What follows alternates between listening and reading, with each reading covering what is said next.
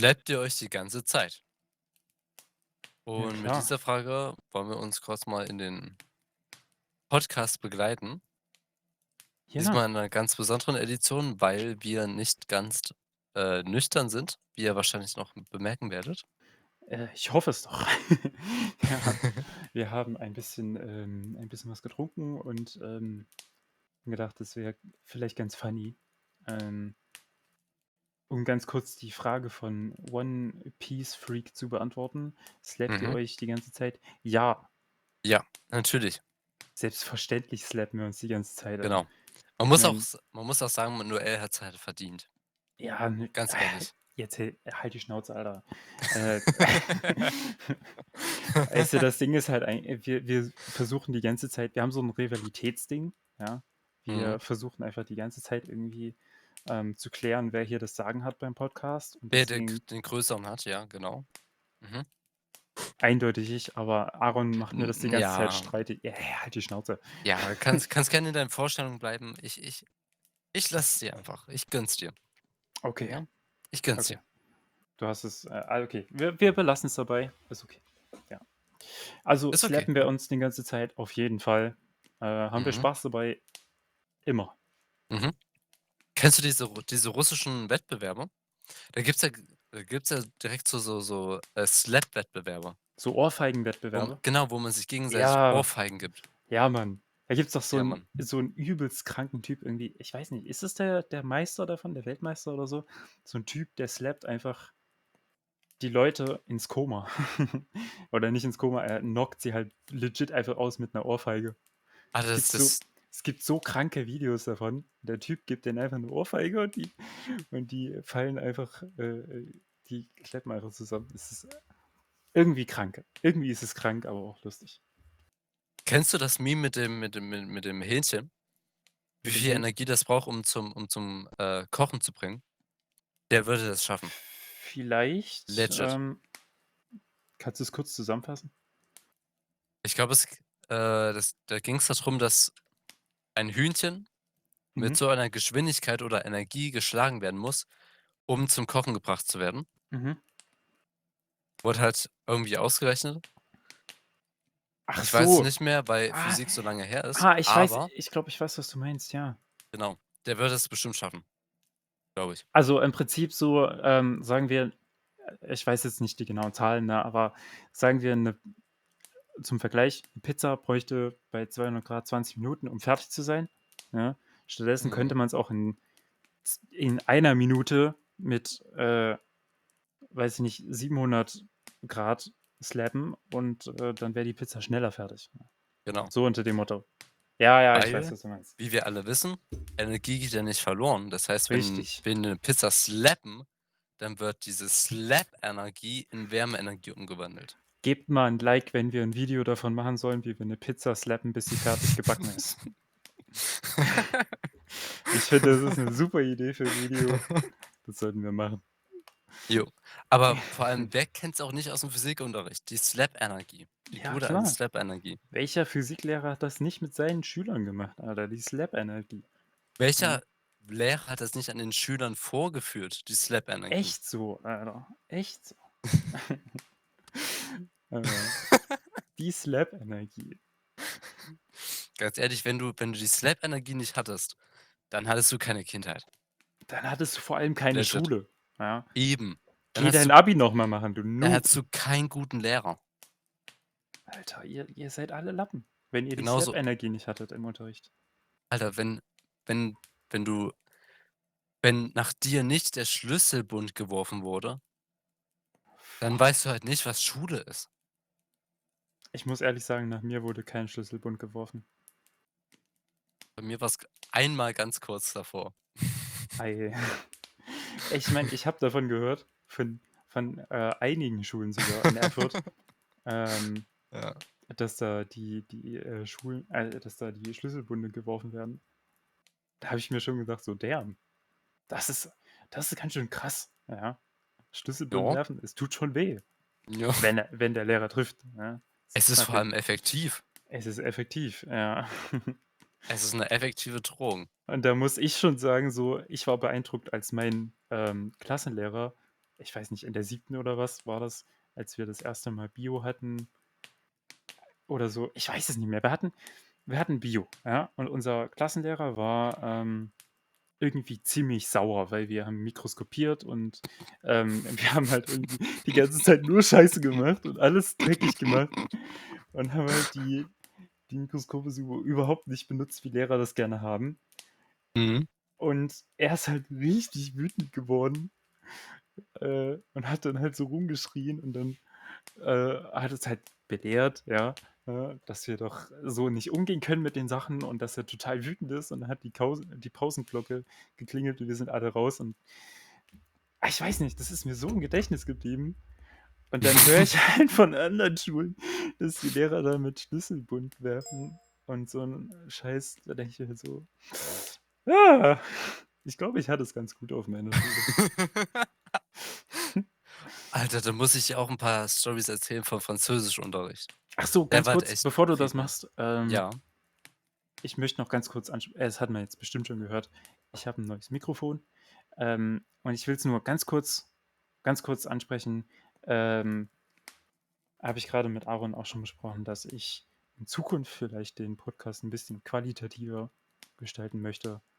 Ähm, Vielleicht irgendwie 'n Social-Media-Account einrichten.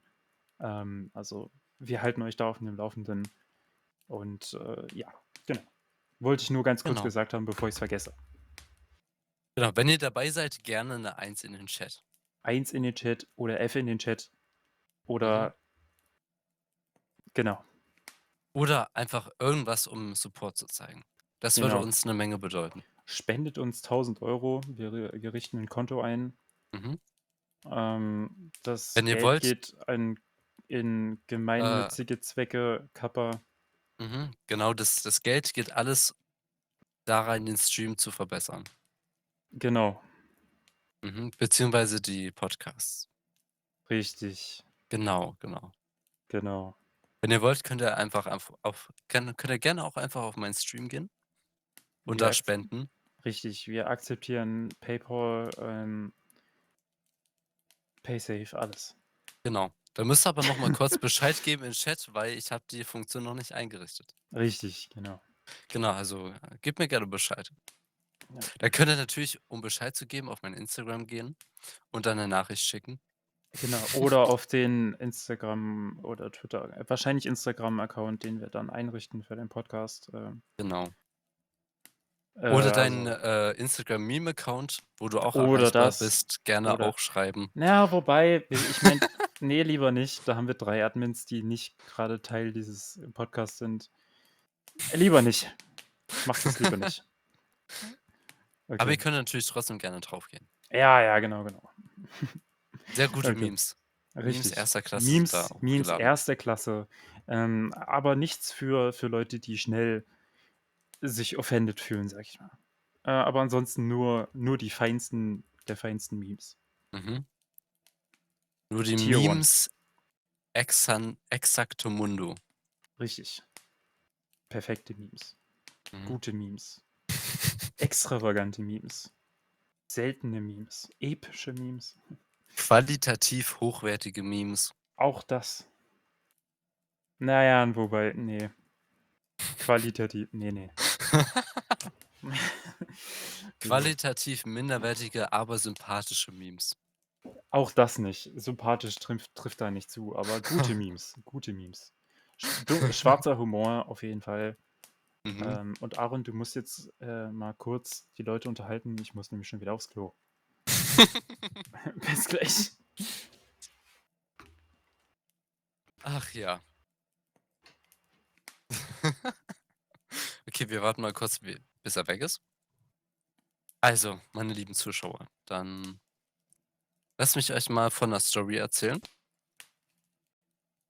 Und zwar haben Noel und ich uns gerade ein bisschen vor der Aufnahme getroffen, haben uns gedacht, beziehungsweise Noel hat mich angeschrieben, als ich gerade im Rewe war, einkaufen für die nächste Woche.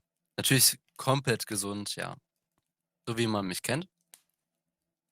Habe ich oder hat er mich gefragt, ob ich denn Bock hätte, 'ne betrunkene Podcast-Folge hochzuladen. Und ich dachte mir: „Ja, Noel, ich habe Bock. Lass uns das machen.“ Haben mir 3 Bierflaschen eingepackt, in den Wäschekorb, hätte ich fast gesagt, in den Einkaufskorb, der mit den Flaschen komplett voll war und ich Angst hatte, dass sie rausfallen. Ähm, Habe mich jetzt hier hingesetzt und wir haben uns zusammen Cringe-TikToks Video angeschaut. Und an der Stelle muss ich euch echt 'ne Empfehlung geben. Cringe-TikTok-Videos sind das Beste, was man sich angucken kann. Es ist so Fremdschämen, aber auch so gut, sich das zusammen mit anderen anzuschauen. Ich finde es einfach nur toll. So, Noel, findest ja, du's auch toll? auf jeden Fall. Cringe-TikTok-Videos.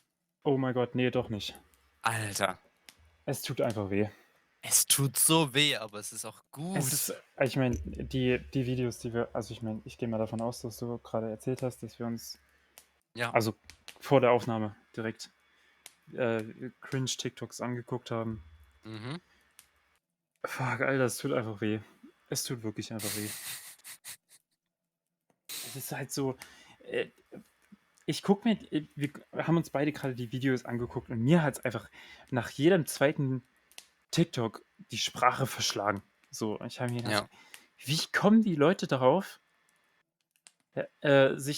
die denken sich: ‚Jo, ich habe Bock auf 'n TikTok. Ich mache jetzt ein Video‘, ja, ähm, und dann machen die so ein Video, wo die eigentlich im Prinzip nichts machen, gar nichts, das mhm. halt einfach nur die Inkarnation von Cringe ist, weil halt nichts passiert. Es ist einfach nur Scheiße, Ja. das Video. Und dann denken die sich: „Jo, das lade ich so, wie es ist, hoch.“ Vor allem, wir haben ja schon festgestellt, das Schlimmste ist halt, wenn die versuchen, irgendwas zu machen, vor allem irgendwas Sexuelles, Ja, und dann sich aber ja, nicht oh, trauen oh, und dann das so zur also, Seite schauen, um so Affirmation von Anerkennung von anderen zu bekommen, ob ja, das so okay oh, ist und ob d das peinlich ist. es ist furchtbar. Oh, Es ist furchtbar. Es ist wirklich einfach nur grausam, sich das ja, anzugucken. deswegen sind wir auch so betrunken, Ja, wir haben weil ungefähr jedes wir haben bei j jedem TikTok, wo wir gesagt haben, so: „Yo, das ist heftig cringe“, haben wir ja, halt 'n Schluck genommen. ja. Und das ist halt Daran erkennt ihr schon mal deutsche oh, TikToks. Generell deutsche TikToks sind die schlimmsten. Ich meine, international geht's noch.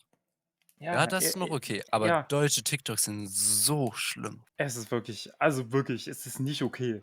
Es ist nicht okay, Es was ist die Leute überhaupt da nicht teilweise okay. hochladen. Vor allem genau, Noel, Oh mein ich Gott, hatte auch gesagt, wir müssen 'nen Test einführen. Wir müssen bei ja, TikTok einfach ja, 'n Test einführen. wir müssen den TikTok Ihr kennt ja ey, wahrscheinlich hier bei nicht nur bei normalen TikTok. Seiten, ja, Nicht nur genau. Ihr kennt ja bei normalen Seiten hier den Maschinentest. Seid ihr eine Maschine? ja. Wir müssen bei TikTok den Test einführen. Seid ihr einfach nur dumm? Seid ihr zu blöd, um zu erkennen, dass dieses Video einfach nur euer Leben ruiniert? Ja.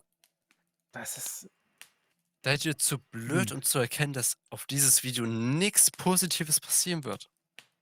Das das ist Einzige, was passiert wird, wird sein, dass sich Leute drüber lustig machen. ne. Dass sich Weißt du, Leute drüber lustig machen, dass dieses TikTok einfach nur dumm ist und keine Funktion hat. das Ding ist halt, da denke ich mir so: „Jo, sorry, ähm, jede normale, Social-Media-Website oder so hat irgendwie eine Funktion, wo man Cybermobbing reporten kann, ne? Mhm. Aber auf der anderen Seite erlauben die das, dass Leute solche Videos hochladen, wo sie quasi sich selber als Cybermobbing-Opfer präsentieren, ja? Mhm. Es ist ja es ist nicht so, als ob sie danach fragen würden, aktiv, aber passiv schon irgendwie, weil sie laden dieses Video hoch. Und da denke ich mir so: Was wollt ihr denn damit erreichen?“ Das kann Mhm. doch nicht euer Ernst sein, dass ihr wirklich denkt, so ein Video ist irgendwie cool oder hä? Ich verstehe das nicht. Ich weiß es nicht. Es ist halt wirklich einfach nur komplett lost. Vor allem, Also wirklich.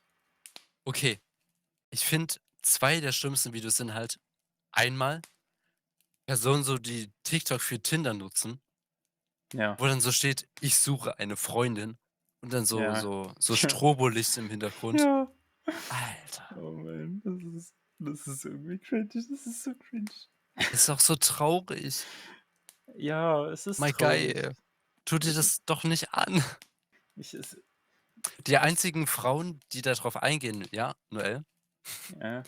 auf Tinder auf TikTok, sind Frauen wie die Septembermama. Die Septembermama, Alter. Alter. Bald bald dreifache Mutter, Alter. Ja, genau. Okay, Septembermama. wenn ihr irgendwie TikTok installiert habt, an die Zuschauer, wenn ihr TikTok installiert habt, dann gebt doch vielleicht mal bald dreifachige Mutter ein. Ne, bald dreifache Mutter, nicht dreifachige. Bin ich dumm, Alter. Mhm. Bald dreifache Mutter. Du bist halt echt dumm. Der Name ist halt, an sich schon, der sagt alles, ja. Ja. Jetzt muss man dazu sagen, wir haben das Video gesehen von dieser Frau, Und wir waren die sprachlos. ja, wir waren absolut sprachlos, aber die Frau war obviously einfach nur lonely. Die war einfach nur fucking verzweifelt, ja. Mhm. Geht gar nicht. Dann macht die so ein Video, wo sie aus so einer komischen, Selfie-Perspektive, irgendwie halt so ein sexy Video von sich macht, ja? Nicht nackt oder so, nicht falsch verstehen, sondern einfach so ein Video, wo sie sich sexy gemacht hat, Mhm. in Anführungszeichen. Und dazu kommt so eine Musik von wegen: „Ja, fick mich und ich bin so geil auf dich“ und so. Und dann ist das Video vorbei und am Ende kommt ja immer der Name von den Usern und dann steht da einfach dreifache Mutter. Und wir Junge, wir denken uns einfach so: „Was ist los, Alter? Was ist los mit den Menschen? Das kann doch nicht sein, dass die Leute sowas hochladen und sich dann denken: „Jo, das funktioniert. Das ist nice, die Leute finden das cool.“ Das kann doch nicht sein. Stellt euch mal vor, ihr seid irgendwie 13, 14 Jahre alt und findet so ein Video von eurer Mutter im Internet. Und vor allem stellt euch mal vor, Oh mein Gott. ihr macht nach 10, 20 Jahren 'n Klassentreffen und findet so 'n Video von Ja, eurer Klassenkameradin. ey, dein ganzer Ruf ist einfach im Arsch. Wirklich. Ich ich würde mich einfach fragen, was ist denn seit der Schulzeit passiert? Es ist einfach also Was ist wirklich, 'n was ist 'n aus der stillen Marlene aus der hinteren Reihe passiert? es ist wirklich ja, was ist los? Was ist los mit diesen Menschen? Was ist los mit den Menschen? Alter. Das kann nicht sein. Das kann wirklich nicht sein. Ah, Mann. Also, Oh ich Mann. ich möchte an der Stelle mal jedem, der hier zuhört und sich überlegt, solche Videos hochzuladen oder generell Videos im Internet hochzuladen. Bitte guckt euch die Videos an und Bitte seid fragt vor allem mal 'nen Freund ja, und fragt den, was entweder der findet, was der das darüber das ja. und seid 'n bisschen selbstkritisch, wenn ihr solche Sachen ins Internet hochladet, weil das Zeug ist für immer da. Ihr werdet es nicht mehr los, ne? Ihr werdet das nicht mehr los. Es wird euch für immer verfolgen. Für immer. Und vor allem, wir sagen das ja jetzt nicht aus Hate, sondern einfach, Nein, um euch selbst zu schützen ja, es vor eurer tut euch eigenen selbst einen Dummheit. Gefallen. Ja, tut euch selbst einen Gefallen damit. Seid selbstkritisch, zeigt es Freunden, fragt sie, ob ihr das hochladen sollt, weil ihr werdet damit nur Opfer von Cybermobbing oder, Mobbing halt generell irgendwie. Es ist nicht cool. Es ist einfach nur Ja. ihr tut euch keinen Gefallen damit. Wirklich nicht. Es ist einfach nur komisch. Und wenn ihr keine Freunde habt, fragt eure Eltern. Ja, Ja, immer noch besser als niemanden zu fragen, das und ich stimmt. meine, ähm, ja, ist besser als niemanden zu fragen.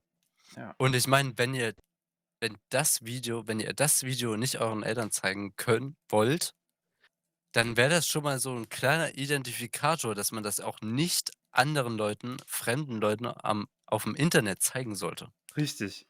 Das Also, als das ist kleiner 'n Tipp sehr nebenbei. das ist 'n sehr guter Punkt. Wenn ihr das nicht euren Eltern zeigen wollt, dann wollt ihr das auch niemand anderem zeigen und dann solltet ihr es auch nicht hochladen. Genau.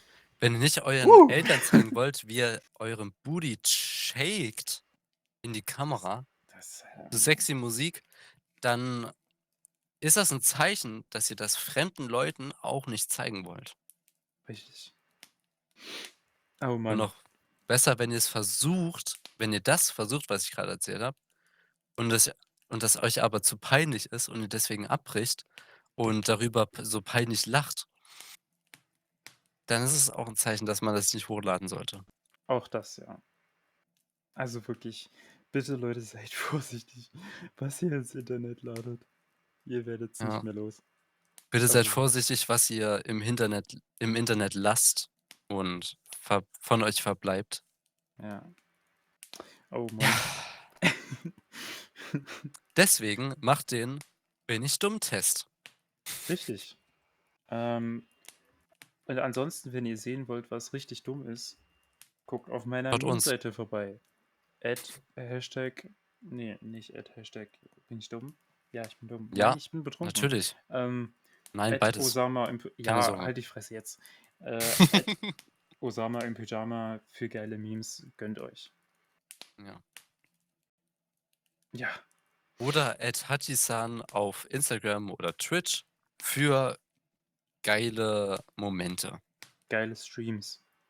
Für geile Streams und/oder Bilder und/oder Videos. Richtig. Je nachdem, was ihr gerne schauen wollt. Ich habe mich übrigens sehr gefreut, als ich gesehen habe, dass, wir unter unserer letzten Folge 'n Kommentar hatten. Das hat mich Ja, richtig das war gefreut. echt gut. Das war Ja. richtig nice. Ich meine, es war kein mega Burner-Kommentar, aber es war 'n Kommentar und ich habe mich trotzdem übel gefreut, Ja. ne? Das ist halt so, ach, ich weiß nicht. Wenn ihr Kommentare habt, egal was, ballert's Ja. einfach rein. Dann denkt nicht drüber nach, einfach reinhauen. Weil Ja, ganz ehrlich, wir freuen uns einfach über jeden Kommentar. richtig. Das ist echt so.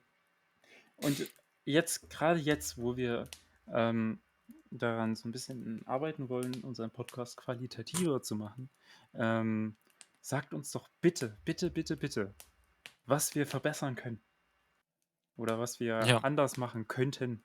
Sagt es uns doch einfach. Es ist ja, uns eine Freude, es anders zu machen oder besser zu machen. Wirklich, äh, es wäre mir eine Freude, einfach zu sehen, äh, keine Ahnung, wenn irgendwie Störgeräusche im Hintergrund sind oder einfach die Videoqualität scheiße ist oder what.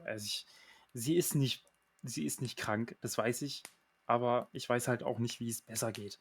Ja, ja. Oder halt ähm, abgesehen vom Video auch, ob wir unseren Podcast anders strukturieren können vielleicht. ja, genau. Habt ihr irgendwie Tipps für die Inhalte oder das Mhm, Intro, Outro, whatever? Es ist scheißegal. Rein damit. ja. Rein. O Einfach rein. Genau, oder vielleicht auch über die Weise, über die wir über Dinge sprechen. Das waren sehr viele Übers, aber egal. Gerne in Ja. die Kommentare. Über.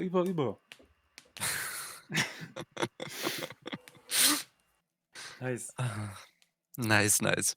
Nice, Ne, nice. aber ich glaube, ich spreche auch für beide, wenn ich sage, wir freuen uns über alles, was ihr dazu sagt. Wir Ja, freuen uns einfach über eure Meinung und wir respektieren eure Meinung auch sehr. auf jeden Also, Fall. wenn ihr eine Meinung habt, auch besonders was Verbesserungen oder Thematiken angeht oder generell, wie wir den Podcast verbessern können, dann einfach gerne in die Kommentare damit und wir werden halt wirklich ernsthaft drüber nachdenken. Und vor allem, ich habe noch eine Sache, die sehr Mhm. wichtig ist. Bitte, bitte, bitte geht auf Aarons Instagram-Account @hatisan und flamet ihn dafür so hart ihr könnt, dass er die Scheißfolgen nicht auf Spotify hochlädt.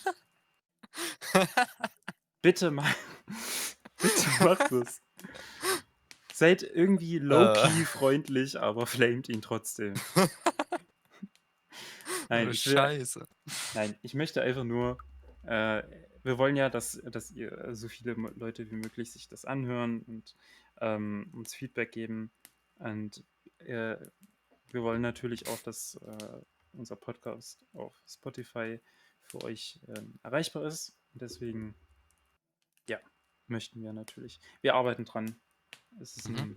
es dauert halt immer ein bisschen, bis das bei Spotify online ist und so. Also, ja, Ja. irgendwann Aber wird wir schon. kümmern uns drum. Wir kümmern uns drum. Und Genau. es wird auch funktionieren, denke ich. Ja, Ähm, und tatsächlich, was du ja angesprochen hast, wir werden auf jeden Fall oder beziehungsweise unser Podcast liegt uns auf jeden Fall am Herzen.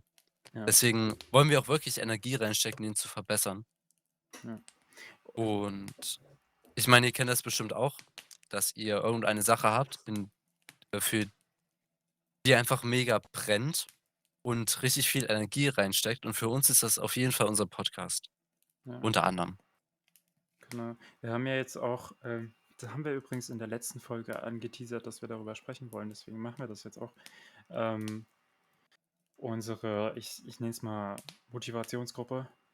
Genau. Ähm, der Mhm. Podcast ist nämlich Teil davon. Ähm, Mhm.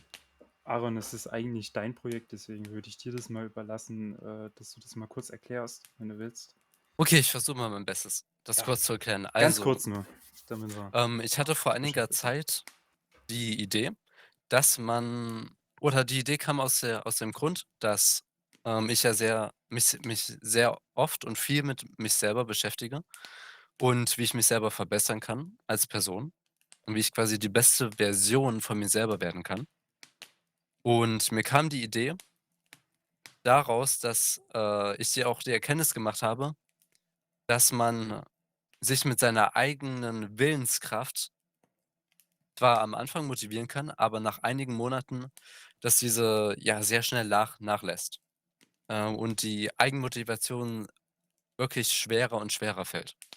Vielleicht haben einige von euch auch schon mal die Erfahrung gemacht, wenn ihr euch was vorgenommen habt, so besonders was die Neujahressätze angeht, dass Ganz man kurz, dazu halt muss man ja natürlich jetzt sagen, jetzt ist der 17.01. ja, 2021, ne?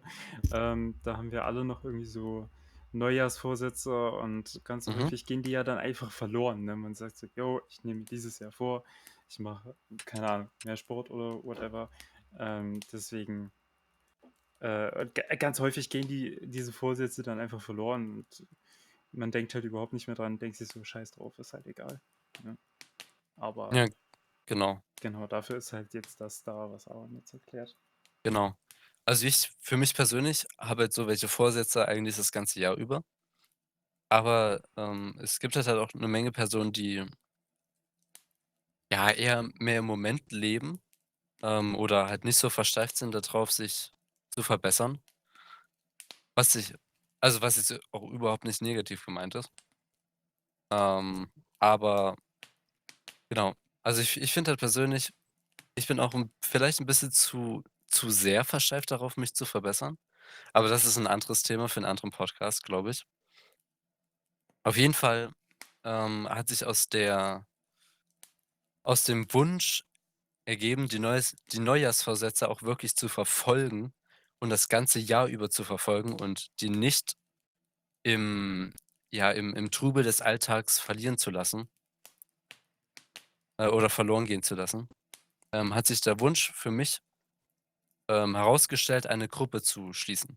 Weil, man kennt's ja, wenn man nicht alleine ist, sondern wenn man zusammen mit anderen an einem an einem gemeinsamen Projekt quasi, also an gemeinsamen Zielen arbeitet, dann wird man durch die anderen motiviert. Beziehungsweise dann ist man halt nicht nur alleine mit seiner Eigenmotivation, sondern man wird auch durch andere quasi so fremd motiviert, sage ich mal. Das heißt, wenn, andere an ihren Zielen arbeiten und man davon mitbekommt, dann wird man selber motiviert, auch weiter an seinen Zielen zu arbeiten, um mit den anderen mitzuhalten, um in die um, ja, in der Gruppe weiter agieren zu können. Und deswegen kam mir die Idee, eigentlich schon vor einigen Monaten, aber ich habe es noch mal aufs Neujahr verschoben, dass man noch eine Gruppe machen könnte, in der sich jeder selber individuelle Ziele setzt und diese verfolgt. Und Noel ist auch ein Teil dieser Gruppe, genau wie 2 andere unserer Freunde. 3, Und 3. 3, genau, Wir sind 3. insgesamt 5 Leute und wir im Prinzip, ist es einfach halt so, dass wir uns gegenseitig dabei helfen, unsere Neujahrsziele oder halt generell Ziele einfach zu verfolgen und tatsächlich umzusetzen und durchzuhalten, damit wir eben diese Neujahrsmotivation nicht verlieren. Ja, Genau. Und tatsächlich, ich finde, es ist, schwerer, als man meinen möge, wirklich eine Gruppe zu finden, bei der das klappt. ja, Also, die Idee ist halt wirklich gut, aber wenn es dann in die Umsetzung geht, wirklich ja, auch dabei zu bleiben, das ist gar nicht mal so einfach. das stimmt. Und tatsächlich habe ich mir dadurch halt, weil ich so der quasi der Gründer der Gruppe war, habe ich mir sehr viele Gedanken gemacht, wie man denn das genau umsetzen kann, damit es wirklich förderlich für jeden von uns ist und damit auch die Gruppe zusammenbleibt. Ja, Und da habe ich auch gemerkt, derjenige zu sein, der quasi die Gruppe anführt, der ja, ich warte mal, was ist ein guter Begriff? Der Gründer zu sein, der Leiter. Du der bist der Leiter zu Leiter. sein, das ist gar nicht mal so einfach. Ist es tatsächlich nicht. Vor allem, ich meine, auch heutzutage, halt jemanden zu finden, der auch tatsächlich dann ernsthaft dabei da mitmacht so und Genau, dann halt nicht in die Gruppe kommt und nur Scheiße macht. Das ist halt auch nicht so einfach, ne? Da muss man dann schon jemanden finden, der auch tatsächlich Ziele vor sich hat und auch wirklich ernsthaft daran arbeiten möchte, an sich selbst ja, arbeiten möchte. Das ist natürlich nicht schwierig. Deswegen, finde ich, ist das schon eigentlich eine echt coole Sache, die du da ins Leben gerufen hast und für uns alle, die wir jetzt in der Gruppe sind, eigentlich eine gute Chance, ne? Tatsächlich mal was zu ändern für danke, dich. danke, Ja, danke. gerne. Nice. Ich meine, so Komplimente oder, Appreciation, sage ich mal, die hört man natürlich immer gerne. Ja. Ne, aber es ist wirklich so. Ich meine, die Gruppe ist noch nicht so sehr alt. Ist jetzt seit Neujahr Ja, 2 Wochen her ungefähr. Ähm, aber in der Zeit habe ich halt schon mindestens 3, 4 Mal gemerkt, so, yo, es ist gar nicht so einfach, seine Neujahrsmotivation aufrechtzuhalten. mhm, Und deswegen, da hilft dann schon so der Hintergedanke, man ist in der Gruppe und man ist es den Leuten irgendwie schuldig, dass man seine Aufgabe durchzieht, weil wenn man selber seine Motivation aufgibt quasi und seine Ziele verkackt, dann ist es halt auch irgendwie für andere, ähm, es zieht die anderen einfach runter. Ja. mhm, Man hat so das Gefühl, man zieht die anderen runter und sorgt mehr dafür, dass die anderen auch ihre Ziele verkacken, als wenn man sich ja, halt einfach aufrafft und dann halt den Scheiß macht, den man sich vorgenommen hat. Ja. ja. Ist so Deswegen, 'ne Art negative Motivation ja, oder Demotivation. es ist eine gute Art von Gruppenzwang. Ja. Ähm, Mhm, deswegen, eigentlich, es ist wirklich nice. Also es ist wirklich cool. ja. Ich habe es auch jetzt diese Woche ähm, 'n bisschen verkackt, to be honest. Mhm, Ich habe mir vorgenommen, dass ich jeden zweiten Tag so 'n Mini-Workout mache, einfach damit ich körperlich ein bisschen fit bleibe. Und jetzt habe ich es halt Anfang der Woche halt ein bisschen verschissen, habe es nicht gemacht, und habe mich dann doch wieder aufgerafft, äh, dass ich's halt wenigstens den Rest der Woche durchziehe, ne? mhm. Auch so ein bisschen Das ist sehr scheiße. gut. Und da fühle ich mich auch wieder schon so ein bisschen schuldig, dass ich es halt am Anfang der Woche nicht gemacht habe. Aber das ist halt genau der Sinn und Zweck der Gruppe, dass wir uns gegenseitig, ähm, halt helfen, tatsächlich Genau. die Motivation aufrechtzuerhalten, ne? Mhm, Und dass wir unsere Ziele dann tatsächlich auch durchsetzen. genau. Vor allem, dass man sich auch durch schwere Zeiten hilft, finde ich, ist 'ne gute Funktion von der Gruppe. Ja, Und genau. dass man sich selber auch Feedback von anderen einholen kann. Ja, Weil ich finde auch, ums man muss ich finde, man muss halt die Ziele wirklich realistisch sehen. Weil es wird Zeiten kommen, wo man halt einfach keine Zeit oder keine Energie hat, seine Ziele, die man sich vornimmt, zu erfüllen. In dem Maße, wo man, ja, zufrieden mit sich selbst ist. Aber das Wichtige ist halt, und das machen, finde ich, ganz viele Leute falsch, ist dann nicht aufzuhören und nicht demotiviert zu werden, weil man seine Ziele einmal nicht erfüllt, sondern trotzdem dran zu bleiben und die Ja, Ziele seiner eigenen Lebenssituation, anzupassen.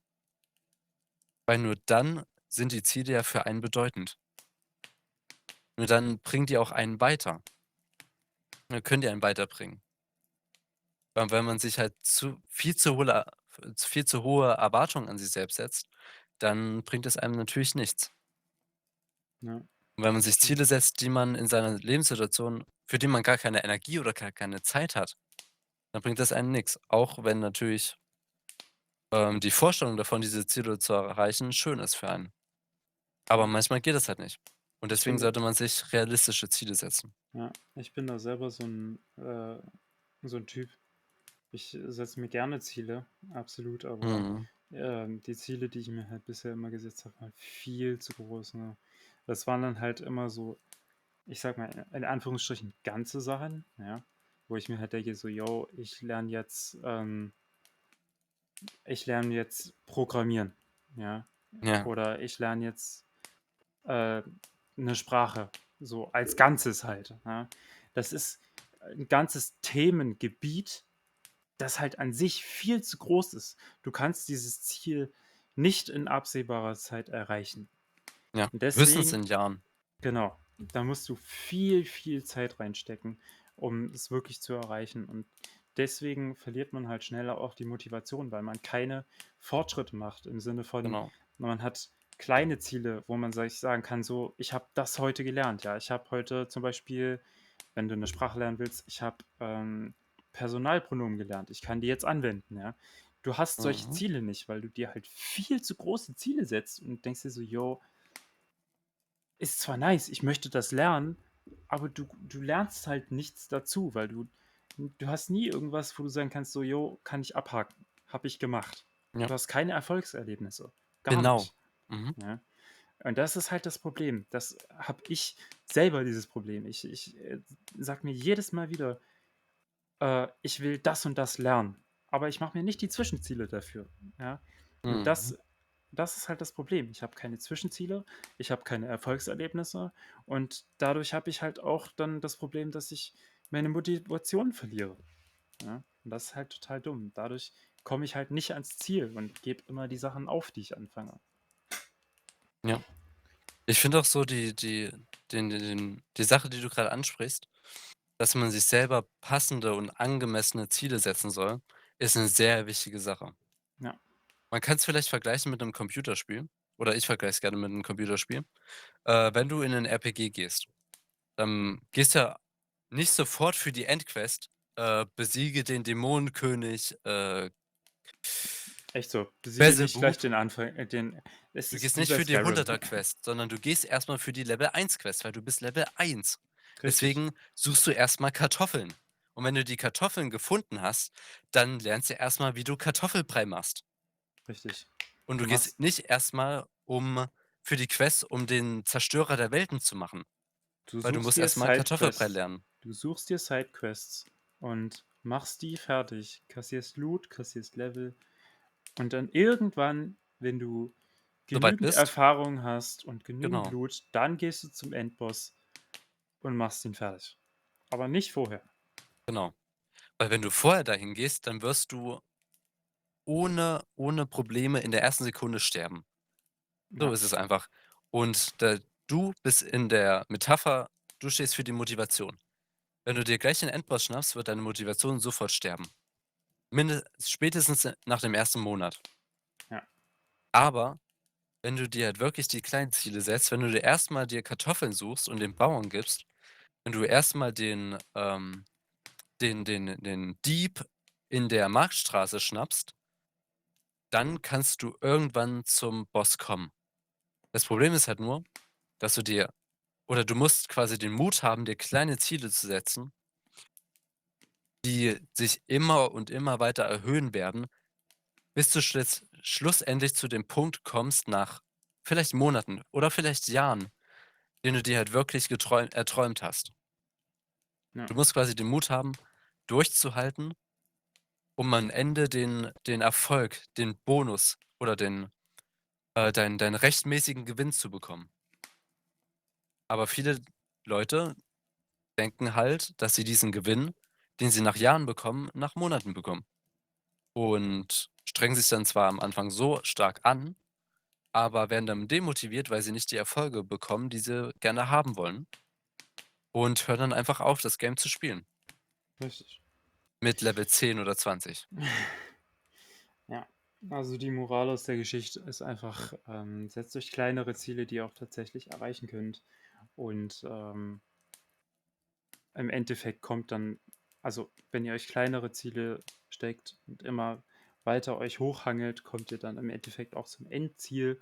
Und das ist einfach besser, als wenn ihr euch gleich von Anfang auf das Endziel stürzt. Und ja, Mhm. das bringt halt einfach nichts. Und das Und ist nicht einfach, finde ich. ja, Das ist das ist nicht nicht einfach. einfach und deswegen finde ich, ist so eine Gruppe, wie wir sie jetzt, oder wie Aaron sie jetzt ins Leben gerufen hat, echt nice. Und wir sind jetzt Ja, auch schon wieder, Aaron, es tut mir leid, ich muss es jedes Mal immer wieder sagen, aber wir sind schon wieder so Richtung Ende angekommen. Wir sind jetzt bei 41 leider. Minuten bei mir. Ja. Ich fand es zwar ein ultra nicer Podcast. Wir haben wieder viel gequatscht, viel deepen Talk geführt. Und wie immer gilt für unsere Zuhörer, wenn ihr Verbesserungsvorschläge habt oder irgendwelche Anmerkungen, Themen oder so, dann verpisst euch doch einfach. Ne? Und genau. Ansonsten hören wir uns hoffentlich nächste Woche wieder. Wir wollten das jetzt, wie gesagt, halt so ein bisschen regulärer machen. Wir Ja. versuchen das jetzt wirklich dieses Jahr mit dieser Gruppe umzusetzen. Ich weiß, wir versprechen das jede Woche wieder, aber dieses Jahr wird's. Ich glaube auch, dass wir es tatsächlich schaffen werden, weil wir Ja, jetzt die Gruppe haben. ich glaube es auch. Gut, dann in dem Sinne, haut da rein, meine Freunde. Ähm, In dem Sinne, bis zum nächsten Mal. Wir sehen genau, uns. bis Ciao. zum nächsten Mal. Tschüss.